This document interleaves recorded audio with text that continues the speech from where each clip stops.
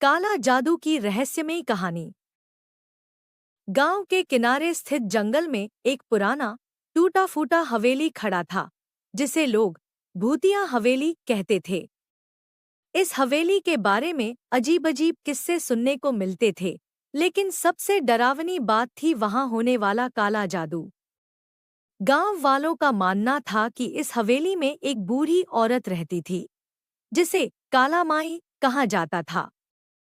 लोग कहते थे कि वह काले जादू की जानकार थी और उसकी आंखों में इतना गहरा काला रंग था कि कोई उसमें झांकने की हिम्मत नहीं करता था। एक दिन गांव के दो नौजवान, रामू और श्यामू, जिज्ञासा के कारण उस हवेली तक पहुंचने का साहस कर बैठे। उन्हें गांव वालों की बातें सिर्फ अफवाह लगती थी। काला जादू जैसी चीजें सिर्फ कहानियों में होती हैं। श्यामू ने हंसते हुए कहा, रात का समय था, चांद बादलों के पीछे छिपा हुआ था और चारों ओर सन्नाटा फैला हुआ था।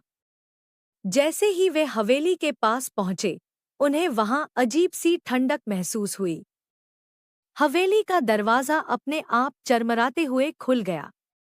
अंदर घना अंधेरा था, लेकिन जैसे ही वे अंदर घुसे, अचानक एक हल्की सी रोशनी जल उठी। वहां चारों ओर जड़ी बूटियों की माला और अजीब अजीब चित्र दीवारों पर लगे हुए थे। हवेली के बीचों बीच एक गोलाकार चक्र बना हुआ था, जिसके पास बैठी थी काला माई। उसकी आंखें बंद थीं और होठों पर कुछ मंत्र बुदबुदा रही थी। उसके सामने एक कटोरे में काला धुआं उठ रहा था। रामू और श्यामू ने दरवाजे के पास खड़े होकर ये सब देखा। अचानक काला माई की आंखें, उसकी काली आंखें, सीधे उन